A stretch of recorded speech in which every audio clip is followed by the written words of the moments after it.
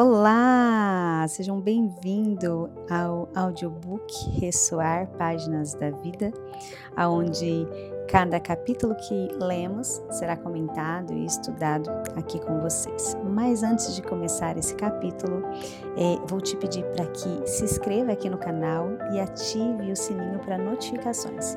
Agora, fique com a leitura deste livro. Olá! Como vocês estão? Chegamos ao capítulo 8 do livro de Lisa Bevere, Eu, Meu Pavio Curto e Deus. E o capítulo 8 tem o título Deus está irado com as mulheres? Talvez essa pergunta pareça estranha em um livro que trata da ira pessoal em mulheres. Creio, porém, que é sempre difícil abrir mão da ira quando imaginamos que somos o alvo da ira de outra pessoa. Antes de eu ser salvo, imaginava Deus nas nuvens, como um livro de registro que anotava todos os meus pecados e os meus atos de insensatez. Cada transgressão era seguida de um X.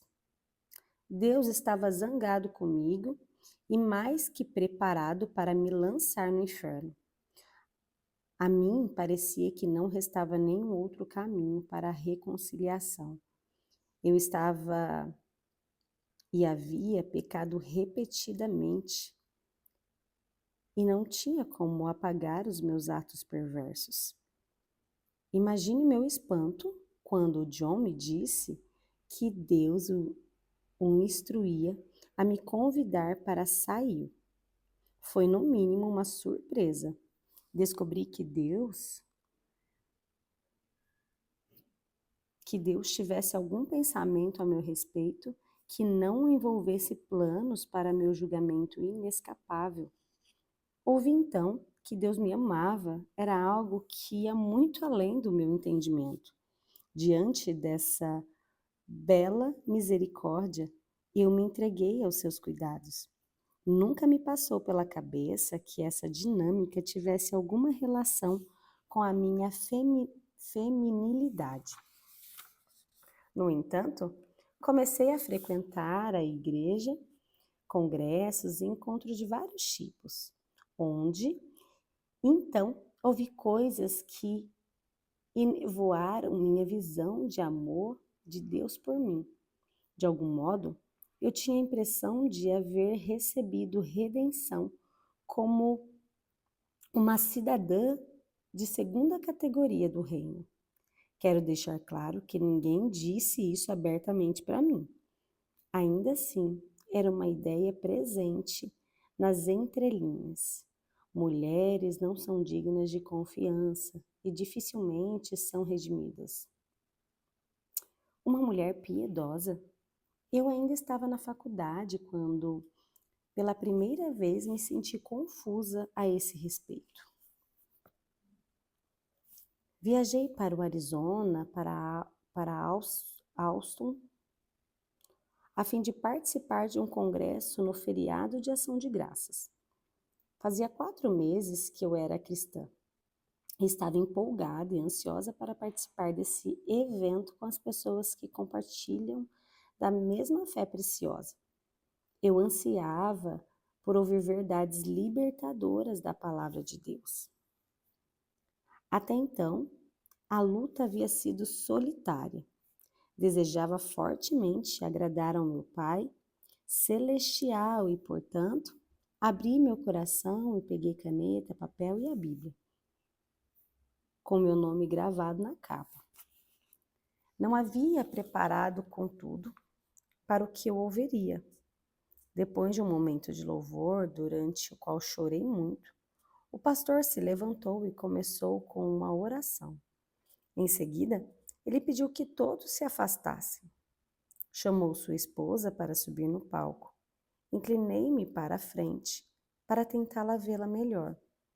Eu estava distante do palco, mas tinha esperança de aprender algo. Então, eu vi aquela bela e elegante mulher subir em um palco cercado por milhares de pessoas.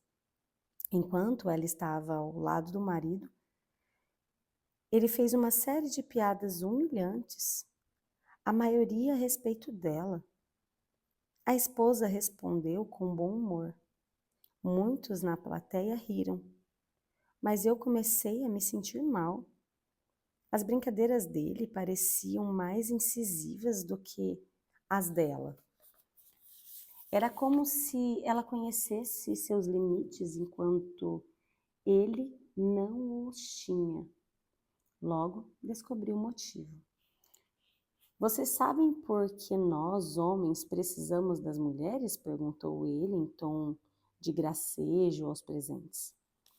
Comecei a pensar em uma resposta séria e imaginei que ele fosse dizer algo elogioso depois de depreciar a inteligência e o valor da sua esposa. Se não fosse por elas, os homens ainda estariam no jardim, disse ele. A plateia desandou a rir. Olhei ao redor, homens e mulheres gargalhando. Será que eu era a única pessoa perplexa e constrangida com esse comentário? Será que havia saído de um mundo de humilhação só para ser alvo de gozação em um outro mundo? Olhei para o casal sentado perto de mim e do John. Os dois estavam rindo. Olhei para John. Ele percebeu que eu me sentia confusa e aborrecida. Meu rosto estava quente e senti lágrimas tentando escapar. Voltei-me para John e disse: vou ao banheiro. Tive a sensação de que todos repararam em mim e de que tinha sobre os ombros uma bandeira de excluída e rebelde. No banheiro, olhei ao redor novamente e tive a impressão que havia sido a única a ficar chateada com aquele comentário que aquele pregador estava fazendo. Provavelmente era uma daquelas coisas que eu precisava superar. Voltei para o culto, prestei atenção e fiz anotações. Mas a mim estava faltando algo. As palavras daquele pastor não passavam de letras no papel.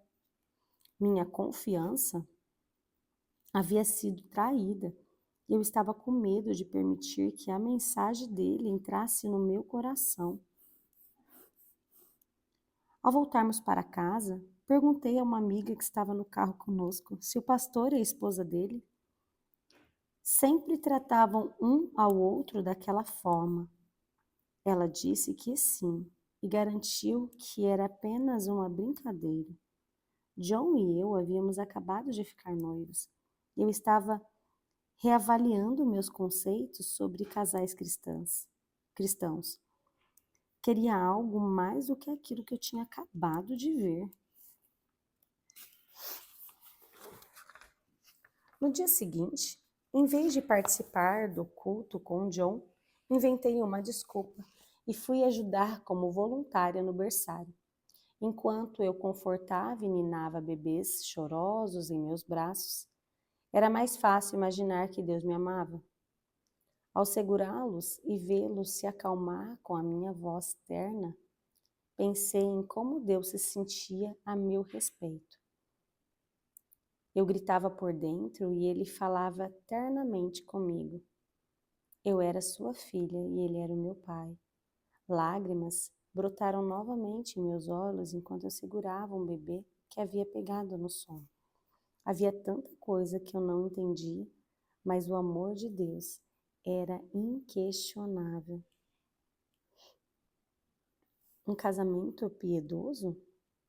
Alguns meses depois de John e eu nos casarmos, um casal rico da igreja nos convidou para jantar. Na época, estranhei um pouco, mas parecia que eles queriam mentorear John e a mim a respeito do casamento. Nós 4 estávamos sentados na sala, de estar deles antes do jantar. Sempre que eu fazia uma pergunta ou um comentário, era completamente ignorada. Se eu dizia ou perguntava algo, o marido se dirigia a John. E então, o que você pensa de? E mudava de assunto. A princípio, imaginei que ele tivesse algum problema auditivo. ou que fosse apenas algo casual. Logo percebi, contudo, que era intencional. John tentou me incluir na conversa, mas nosso anfitrião não quis saber. Passado algum tempo, a esposa levantou-se sorrateiramente de seu lugar perto dele e foi para a cozinha. Eu a segui sem entender o que estava acontecendo. Perguntei a ela: posso ajudar com alguma coisa? Ofereci, pois me sentia total e propositalmente desconsiderada. Não, disse ela, está tudo pronto. Em um tom gentil e mais firme. Evidentemente, eu tinha dito ou feito algo que não havia agradado. Fiquei ainda mais sem graça e comecei a imaginar que talvez fosse melhor sentar-me em silêncio na sala do que ficar na cozinha, sem fazer nada. Quando estava saindo daquela cozinha sofisticada, a esposa ordenou de forma ríspida: fique aqui. Voltei-me para ela surpresa. O que estava acontecendo? Não podia ajudar na cozinha nem conversar na sala? Observei enquanto a mulher, que vestia roupas de grife e usava joias, terminava de preparar o coq au vin. Ela parecia ter cerca de 50 anos, eu tinha apenas 22. Em um tom irado, mas contínuo, ela explicou: você não deve falar com os homens enquanto eles não se dirigirem a você. Seu lugar é na cozinha ao meu lado. Fiquei um tanto abismada. Será que tinha ouvido direito o que ela tinha acabado de me falar? Devo ter parecido perplexa, mas ela me perguntou sem rodeios: você quer ter um bom casamento ou não quer? Sua pergunta me deixou ainda mais confusa. Eu estava casada havia apenas 2 ou 3 meses. Com certeza, não era uma especialista no assunto.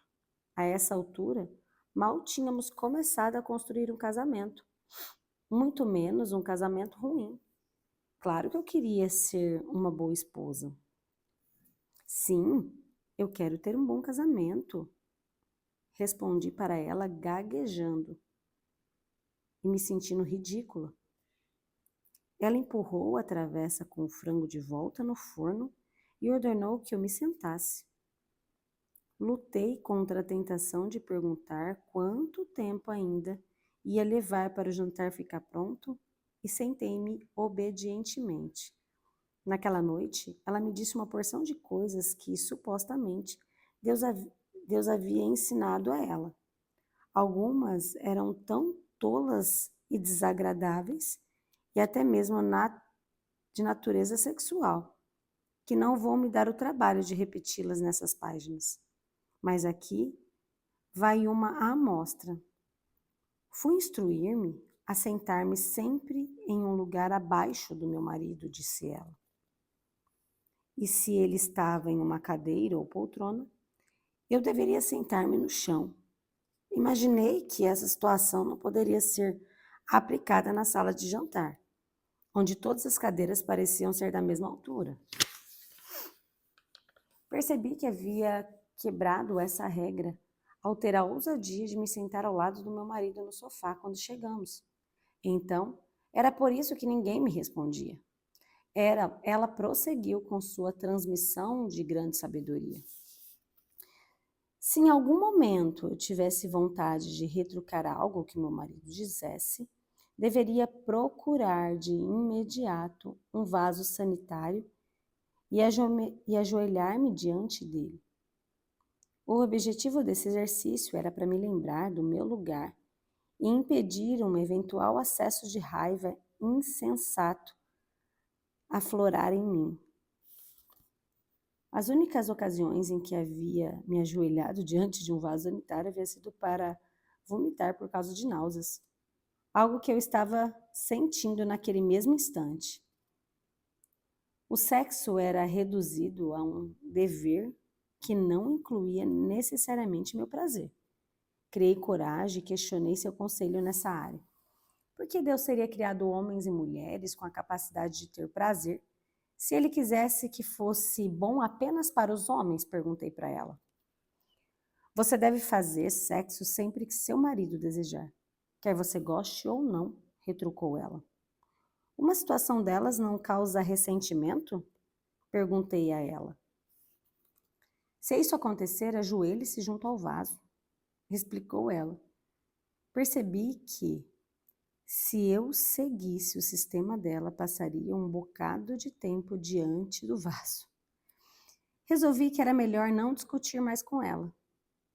Ela não estava de brincadeira. Felizmente, o jantar ficou pronto e John e eu, ambos pouco à vontade, nos acomodamos nos lugares indicados. Passei todo o jantar no mais absoluto silêncio, procurando não cometer novas transgressões. E John também parecia constrangido. Comecei a ficar apreensiva ao imaginar as instruções que ele havia recebido, enquanto eu ouvia o sermão na cozinha. Logo depois de jantar, dissemos que precisávamos ir embora. E em meio a chuva e frio, corremos até o carro. Havia um enorme peso sobre nós dois. Que visita mais estranha! Você reparou que eu não podia falar o que o marido foi mal educado? Perguntei. John parecia pensativo. Foi meio estranho mesmo. Mas talvez ele só quisesse conversar a sós comigo, de homens para homens. Há maneiras de fazer isso sem ser indelicado, retruquei para ele. O que ele perguntou para você depois que eu saí da sala? Eu quis saber. Uma porção de coisas, respondeu John. Ele fez perguntas pessoais ao meu respeito, tipo sobre a nossa vida sexual. Perguntei com misto de constrangimento e medo. Sim, foi esquisito, reconheceu John. Esses dois são estranhos demais. Não teve cabimento eles nos separarem para nos fazer perguntas sobre nossa vida pessoal. Eles têm boas condições de vida e são importantes na igreja. Estava apenas tentando ser simpático. John estava defendendo os dois, ou se sentia tão confuso quanto eu. Fui para a cama me sentindo apreensiva. E se o casamento havia sido um subterfúgio para me colocar em situação horrível de opressão? Será que as outras mulheres cristãs seguiam essas regras? Talvez fosse como na associação de moças da universidade, em que rituais e significados secretos eram revelados durante a iniciação. John parecia um pouco distante. Talvez ele tivesse pedido para a esposa falar comigo. Afinal, era um excelente sistema para os homens. Meu cérebro, excessivamente imaginativo, trabalhava em velocidade máxima. E ao amanhecer, eu estava certa de que era uma esposa escravizada. Quando me levantei, John já havia saído para o trabalho. Arrumei-me às pressas e fui para o escritório da igreja, onde eu trabalhava no departamento financeiro. Senti-me tão pesada e desalentada que comecei a chorar no caminho para o escritório e não conseguia parar. Chorei a manhã inteira junto à minha mesa. Se alguém me perguntasse qual era o problema, eu apenas acenava negativamente com a cabeça. Por fim, minha chefe veio conversar comigo. Lisa, você passou a manhã toda chorando. O que está acontecendo? Antes que eu pudesse me conter, relatei a ela e todos aqueles detalhes, exceto o nome do casal que nos havia convidado para o jantar. Ela ouviu com certa incredulidade, mas eu não consegui identificar se era em relação à forma que eu tinha reagido ou aquilo que eu havia relatado. Fique aqui e procuro se recompor, disse ela antes de sair. Então, voltou alguns minutos depois, com a esposa do pastor. Fiquei apavorada, mas foi sem motivo. Quem lhe disse essas besteiras? Perguntou a esposa do pastor. Hesitei-me ao lembrar que em que medida o casal era importante na igreja. Eu era uma membra humilde. Eles eram cheios da grana. Quero saber quem disse isso, exigiu ela. Quando contei, ela ficou furiosa.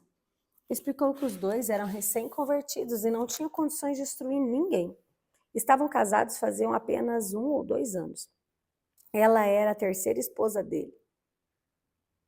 E ele era o segundo marido dela. Só porque eles têm dinheiro não significa que sabem tudo sobre as coisas de Deus. Não se passaram nem 2 anos e aquele casal se divorciou. Pelo jeito, o sistema de ajoelhar junto ao vaso não funciona.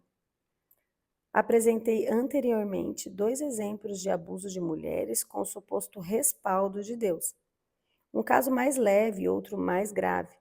Infelizmente, os 2 tipos são extremamente comuns, porque as mulheres riem de comentários incisivos contra seu gênero, feito pelos líderes de quem elas esperam receber treinamento, proteção e orientação. Será que elas têm medo de não rir? Temo que o problema seja mais profundo. Em alguma medida, elas acreditam que esses comentários sejam verdadeiros e, portanto, elas merecem o abuso que sofrem. Eu aprendi uma coisa: minha opinião não importa. A palavra de Deus é a autoridade final. Deus está irado com as mulheres? O Criador do universo guarda algum rancor de nós? Busquemos essa resposta na palavra de Deus. Um marido amoroso. Isaías 54, 5 ao 10.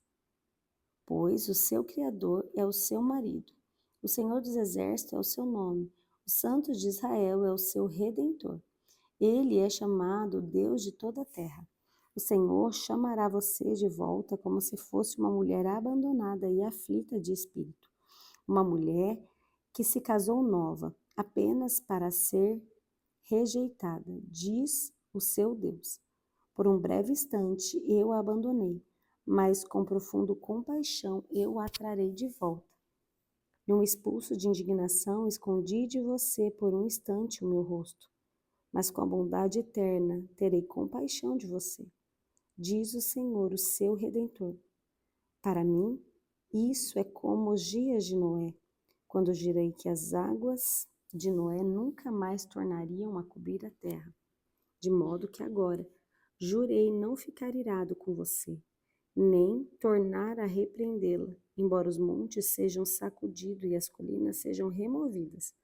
Ainda assim, a minha fidelidade para com você não será abalada, nem a minha aliança de paz será removida, diz o Senhor, que tem compaixão de você.